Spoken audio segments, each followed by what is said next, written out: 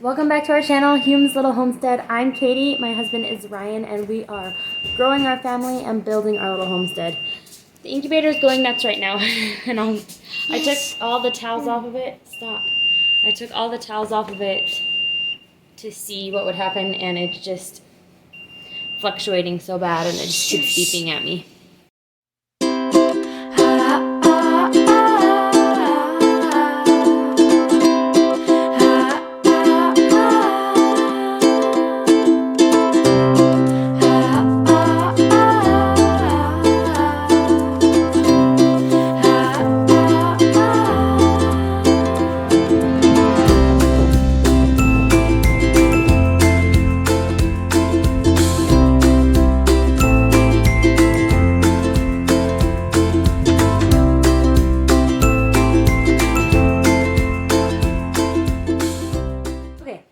To do is push set for that to stop doing that. I have not been going by this temperature at all since day 2. Day 1 I set it to exactly 37.5 degrees Celsius, and when I checked the temperature, like when I was candling the eggs, they felt cool to the touch, and I was like, what the heck, this is not good. So on day 2 I put a meat thermometer inside. I'll lift it up and show you. I put a meat thermometer up inside right there so that I could see the actual temperature going on inside. Those of you who have hatched chickens before, you're probably thinking, no, don't open the incubator, they haven't all hatched. And it's true, you should not open your incubator until all of your eggs have hatched. It has been 24 hours since the one single chick hatched, and I honestly don't think any more are going to hatch. Unfortunately, I'm super bummed. So I'm bummed, but it feels almost like deja vu, because this is exactly what happened last year.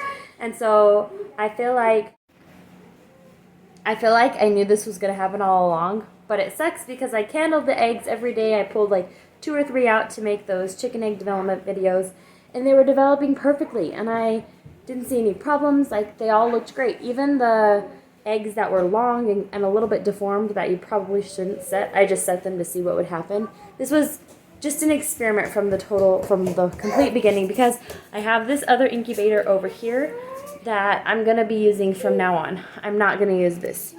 And I think, here's my thinking, because this isn't my first time hatching eggs, this isn't my first incubator to have. This is just one I bought because I thought, we got it for my birthday last year. And I thought that it would be a really good incubator because of how it looked and just the design of it. But now I know it's a really poor design and it's not a good incubator, because this last hatch, so last year I feel like, well, there was probably user error. It was probably my own fault. I collected the eggs longer than 10 days. I did a few things. I didn't monitor the temperature. I didn't put a thermometer inside.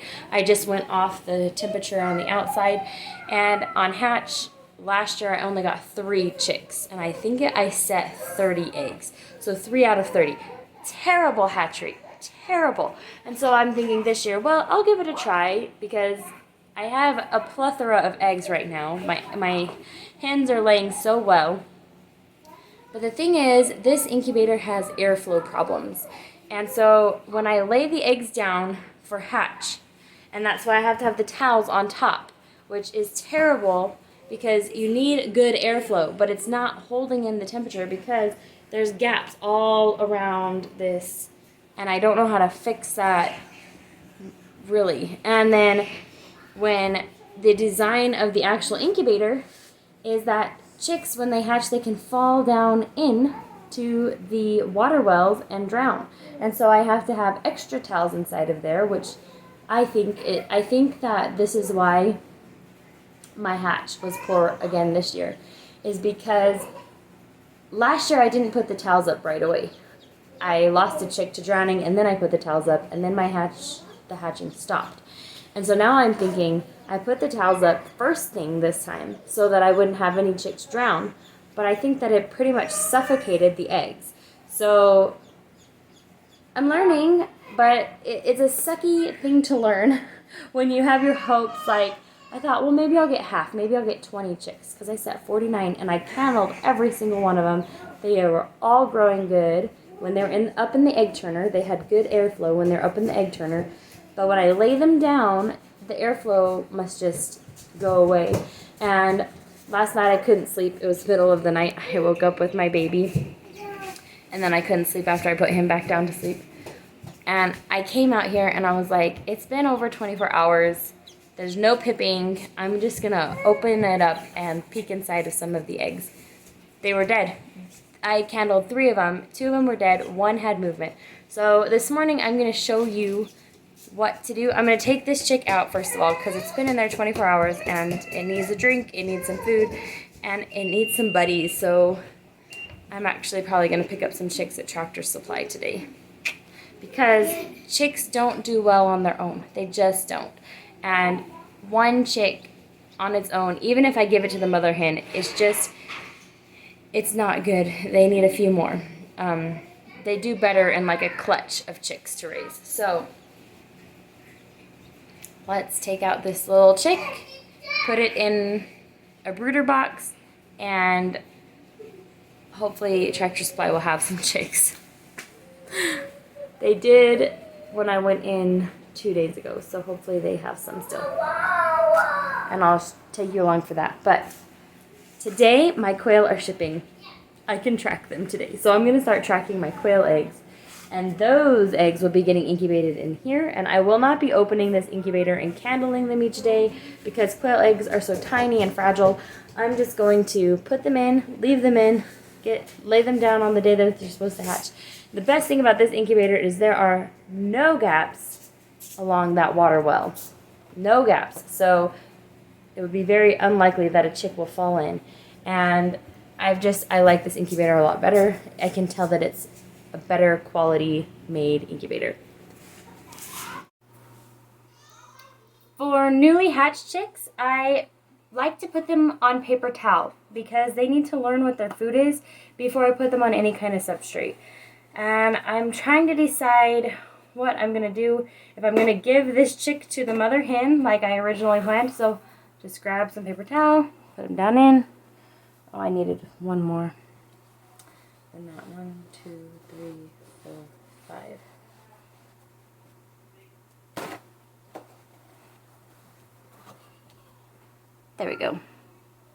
I'm trying to decide what I'm going to do because I was going to show you guys if I had even if I had 10 chicks hatch, I was going to show you how I give chicks to mother hens.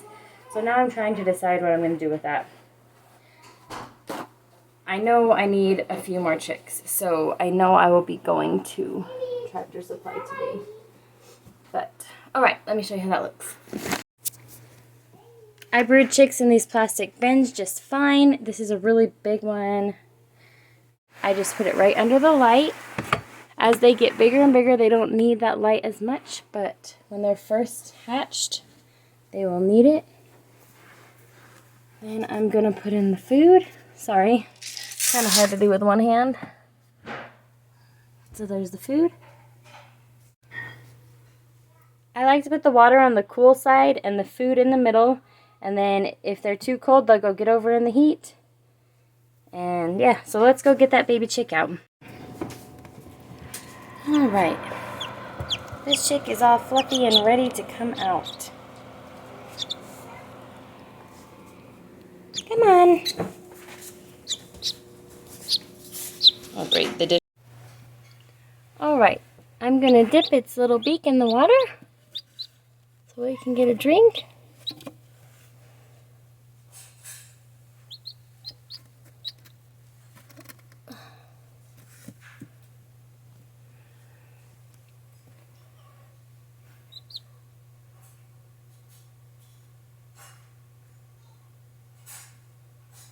Shivering a little. Let me put it over under the light. There you go.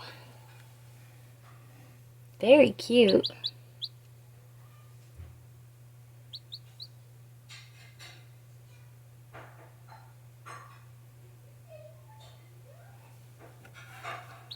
And for new chicks, I always spread a little bit of feed on the paper towel.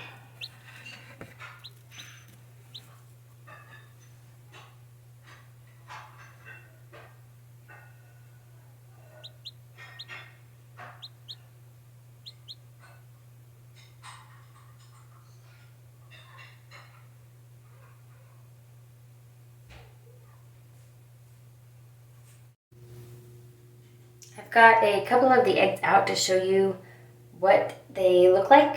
One of them, I'm pretty sure is the one that I candled that was still alive. So I'm going to do this quickly to show you what's going on.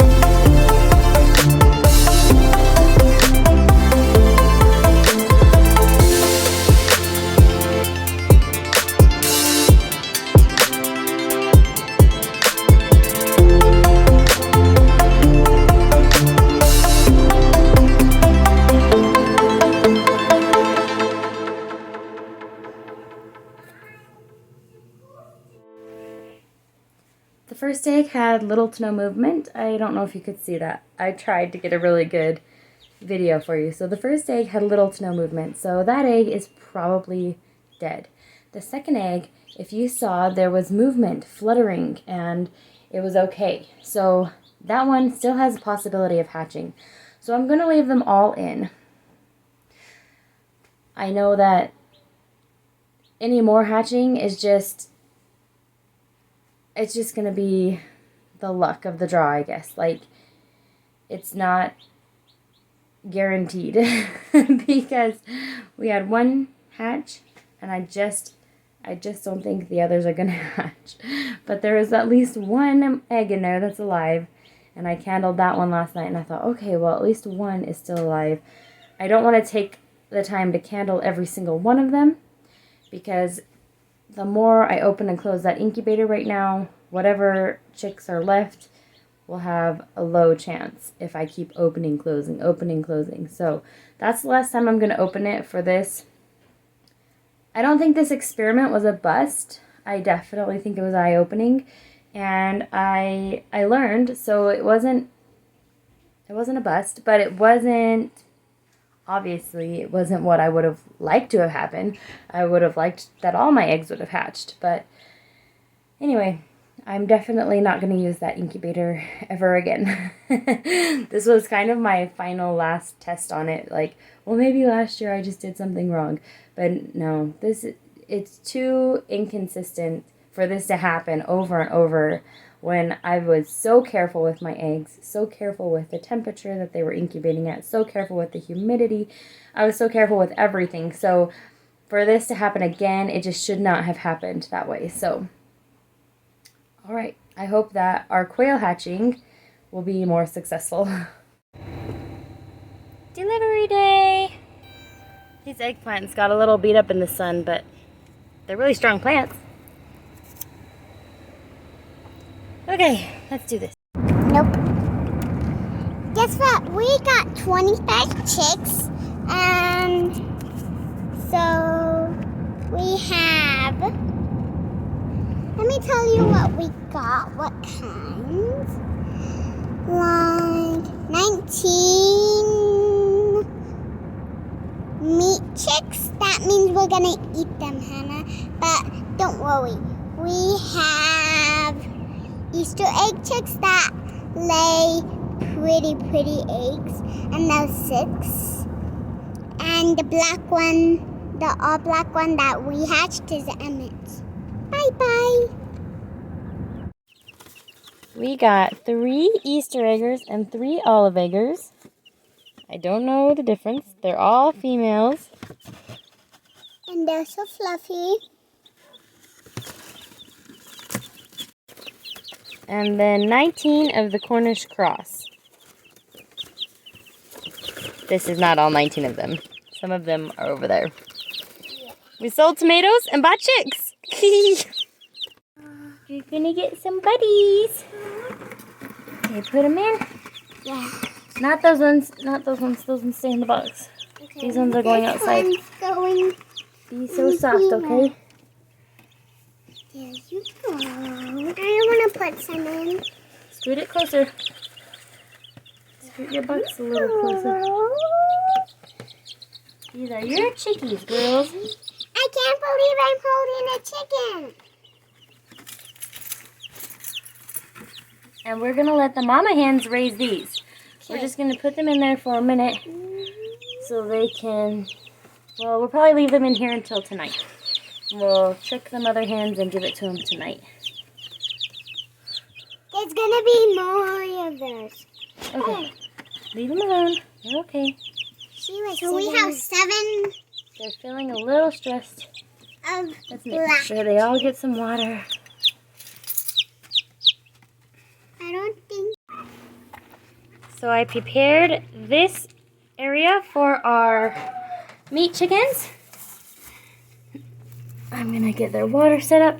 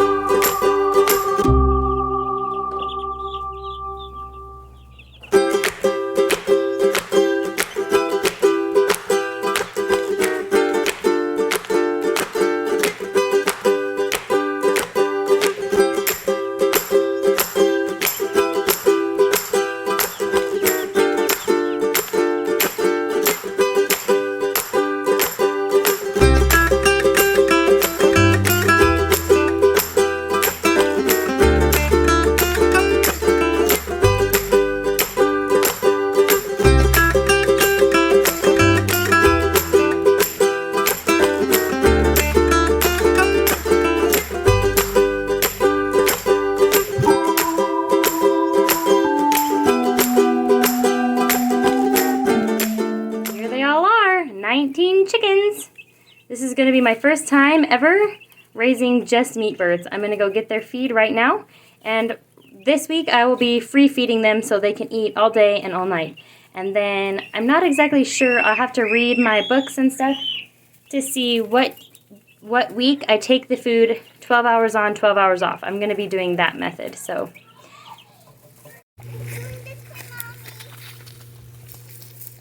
Woohoo!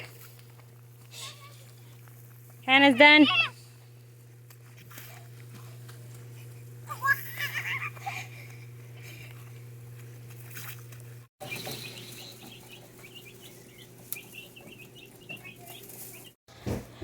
The time has come. I'm planting these plants outside today. And I am so excited because they're super bushy and ready to go out. And I've been so careful with them for so long. Do you love our chickies? We have to clean it out. They made a mess already. But they look healthy. Nope, nope, nope. They look healthy. You might have noticed that I did change my clothes. I'm in very old clothes now. I was wearing like a nicer shirt and jeans to sell tomato plants and take them and drop them and deliver them so I didn't look like a ragamuffin. But then I got home with like 26 chicks, or 25. I bought 25 chicks, and then chick number 26 was already at home. But I came home with all those chicks, and like preparing all of the spots for them was a dirty job. So I was like, okay, I don't want to get all my nice clothes all dirty. And then I knew I was going to be putting the garden in tonight. I'm so excited to put the garden in. I'm so excited. It's time. And I knew I was doing that tonight, so I just stayed in these clothes. But that is why I had an outfit change, if you're wondering. And tonight, I can already see the clouds are kind of forming. It says that it's going to be cloudy today and tonight. And that's good because that'll hold in some of the heat throughout the day. I know, sounds weird, but on cloudy evenings are usually a little bit warmer than clear evenings, and because the last couple of nights have been very cold, but because there's a cloud cover tonight, it'll be warmer. And tomorrow we do have moderate wind, but it should be about 17 miles per hour, which is pretty low during this time of the year. So I'm going to go ahead, and then Thursday I think it was even lower, like 7 miles per hour, which is really awesome. And so I'm going to go ahead and put them in tonight because Wednesday is supposed to be cloudy all day with moderate wind. And I'm going to plant them really deep and low so that when the wind gets on them, they should be pretty low enough to the ground that they don't get too beat up. Hopefully. Fingers crossed that this is the right time to plant. You never know. I mean, you could plant and then your whole plans could be ruined the next day. But we're going to try it today, and we'll see how it goes. I am also doing the egg in the hole trick with my tomato plants, and I'm going to do it with my eggplants and peppers this year as well because I had such success last year. And I got this tip on Roots and Refuge YouTube channel by Jess. I don't know if you've seen that YouTube channel. Probably it's a super popular one about gardening and farming, and she's amazing. I love her channel. Anyway, if you haven't looked at it, go check out that channel. I was reading in this book the other night, you know, in my free time, I read books about chickens. I'm super weird, but it's okay. I was reading in this book, and I had only heard about that tip from her channel previously, but actually in the section on eggs, it has that same tip to plant an egg in your hole when you're planting plants to help with calcium and other things. So I thought that was really interesting. I was like, I've only heard that from her channel, but then it's actually in this book, Raising Chickens, Story's Guide to Raising Chickens. So I thought that was interesting. All right, let's go plant some stuff. And they're in. The wind picked up, unfortunately. They look a little sad, but I think they're going to be just fine once they get a little water. So eggplant. BR Moscow tomato, pink brandywine tomato, Cherokee purple tomato, nasturtium. I'm so happy about that plant. You have no idea. Matt's wild cherry tomato. I thought it'd be fun to have a cherry tomato right as you walk into the entryway. Then I've got large red cherry tomato. Tomatillo. I didn't have to label that because I know what they look like. Wisconsin 55. This is some kind of brassica. I didn't label it. I didn't think it would grow. Then it grew, and that's what that is. Roma tomato. Sweetie cherry tomato. Large red cherry tomato.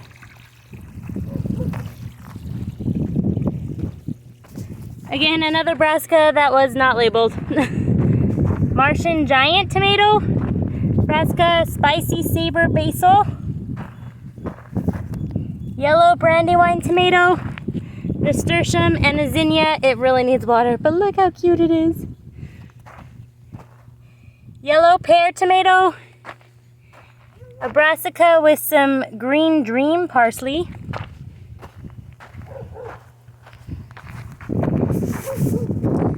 I didn't get a chance to plant out the rest of my flowers and herbs when I Did my garden last year. I noticed so many hummingbirds and butterflies. I really wanted a lot of flowers this year.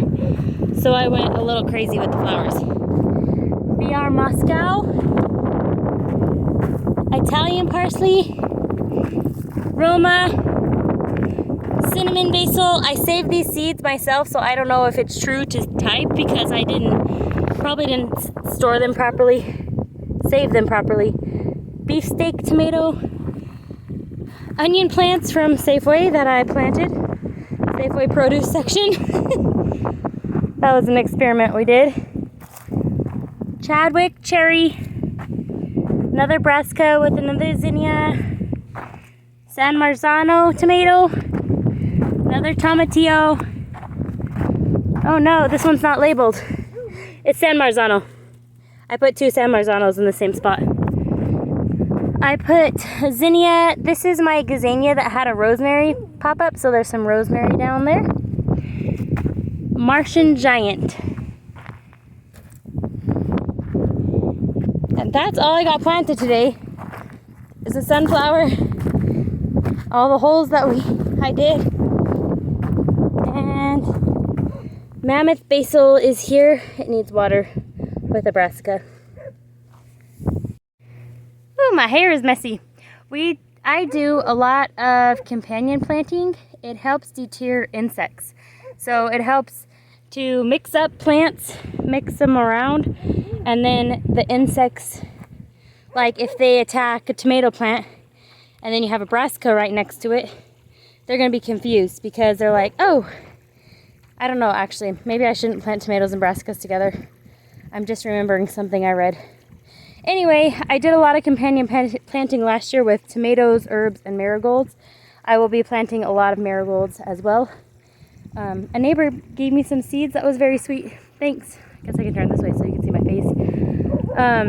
Yeah, so I'll be doing a lot of herbs intermingled to help confuse the scent of the plants. So, like I was saying, if a bug goes to your tomato plant and is attacking your tomato plant and then it crawls to the next plant, and the next plant is a marigold, it's going to be like, oh, I don't like marigolds. And then you'll have less chance of your garden getting totally screwed up by this insect infestation or whatever.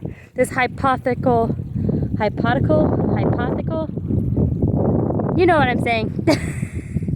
Hypothic insect infestation you can be saved from, but it really does happen. Last year I almost lost all my tomatillos to these nasty little yellow beetles that I thought were ladybugs. They are not ladybugs. I will post a picture about those. But thanks for hanging out with me today. I hope that you are enjoying these videos. If you are, please hit the like button and please subscribe to our channel. We appreciate it and we're super excited to share all of these things we're learning. And yeah, so I guess this is kind of my garden tour. I didn't really want to call this video garden tour because I feel like that's just copying all the big YouTubers. I don't want to copy them. Maybe I'll find a different title. What I planted this year. Anyway, we're finally ready to put stuff in the ground and I am very excited about that. So again, thanks for hanging out with me today. I hope you're having a great day. Bye!